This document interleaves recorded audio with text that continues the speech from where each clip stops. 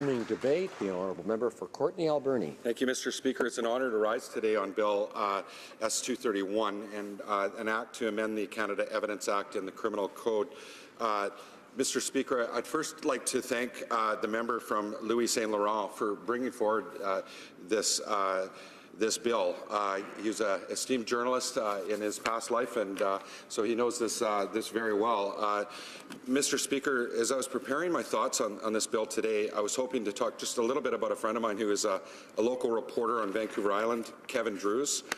Keven has been a pillar of journalism on Vancouver Island and the West Coast for over 20 years, and he's really shown me what strong, unflinching journalism looks like. Unfortunately, Kevin's fighting a brutal 10-year battle with cancer. He's in the hospital today, and he's joining us, watching us talk about this very important bill. So I'm certain that he'd be happy to know that we're here to be fighting for freedom of speech and fighting for journalists. And when I met Keven, the first time I met him, it's hard to believe, but I met him surfing, of course, because I was in Tofino, and he was a cadet, a real true Canadian, committed to Canada, and committed to becoming a journalist that could tell a very important story for coastal people and our stories. And as a journalist, he started at our local paper, telling our stories, and he moved up to become the Alberni Valley Times reporter and editor, and down to Peninsula Daily News and over to Port Angeles, Washington, and before he got sick. And then he started his own paper, the westcoaster.ca,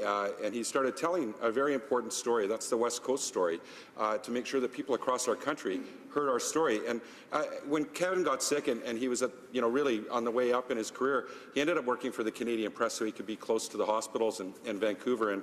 But wherever you saw Keven, he would stop and try to hear what was important, what was happening in our communities. And his late father or his mother, Louise, would be with him, who are very proud of Keven, or his wife, Yvette, and his kids, Tristan and Ellery.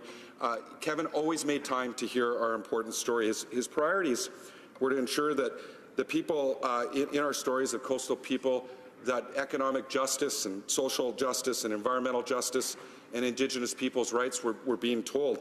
And some of those stories are difficult stories. They're painful stories.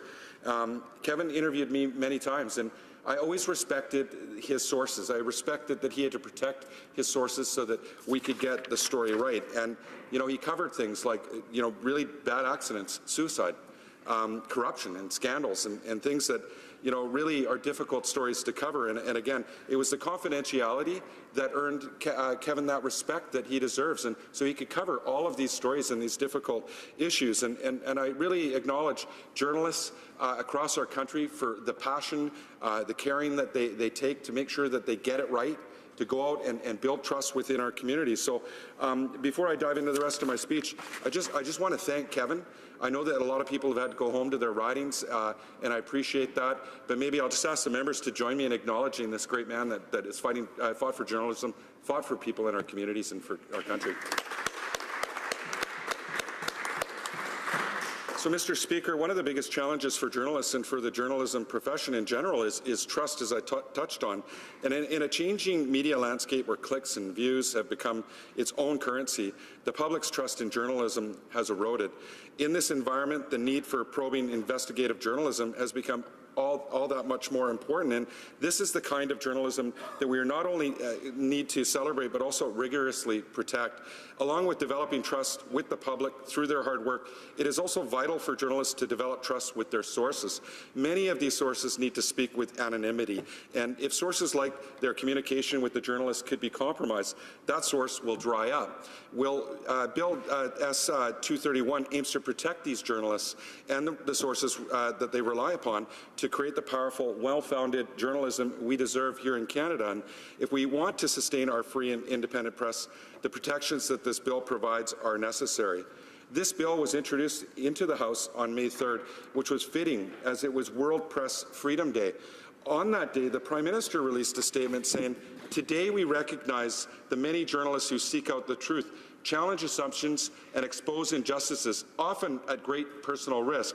They are the cornerstones of any strong and healthy democracy, informing and challenging us all to think more critically about the world around us. I cannot agree more with the sentiment of the Prime Minister's statement last month. The government needs to move past well-meaning platitudes, though, and pass legislation that grants journalists and their sources the protections they need to pursue difficult stories. The government needs to be clear the way on these reforms, and I cannot understand why they remain silent while reporters are prosecuted.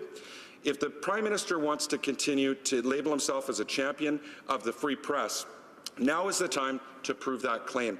The Liberals still have yet to act upon Bill C-51 and the threat to free speech that it poses for journalists, but support for this bill would be a great step in the right direction.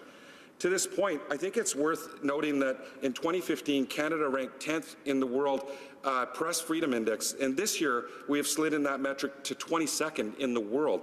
We can and need to do better.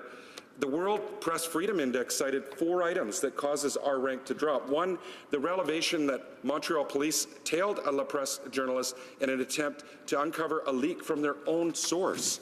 2, the RCMP prosecuting a vice journalist who has been charged with refusing to give up his direct documents to RCMP officers and could be sentenced for up to 10 years for withholding these documents.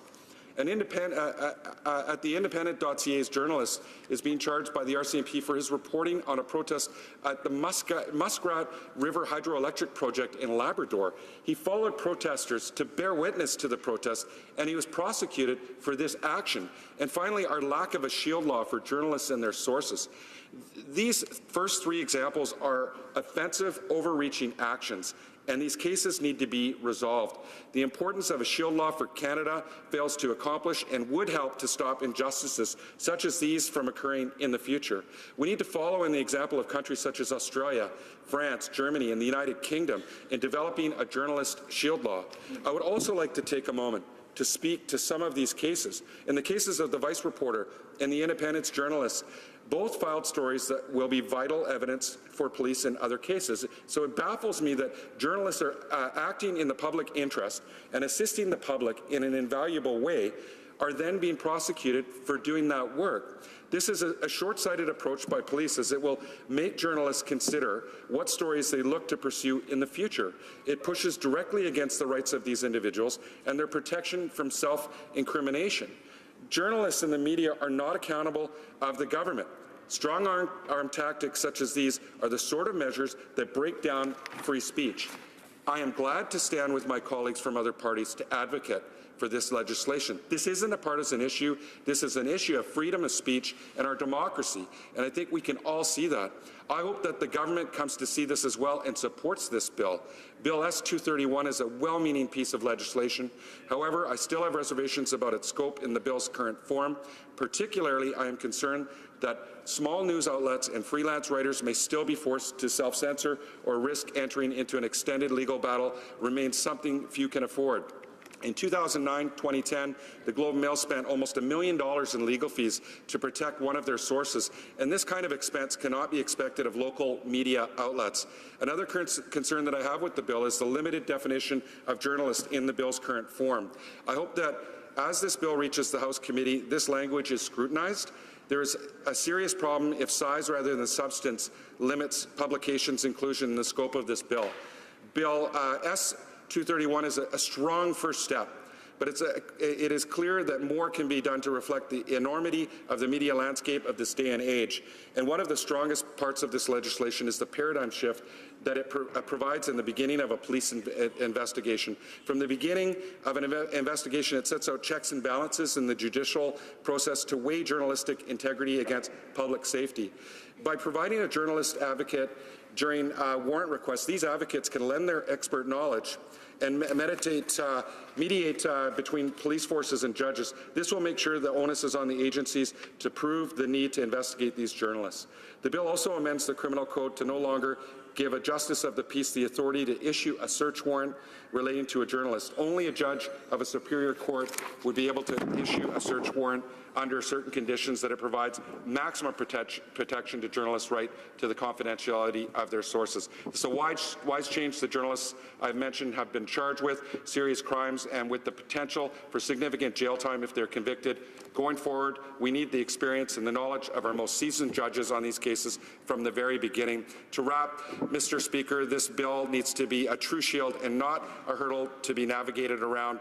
We have a duty to support journalists and freedom of speech in this country. Democracy is at its best when journalists are free to do their job without fear of reverberation. And my New Democrat colleagues and I will stand by those who make our country strong with an independent free press. Thank you.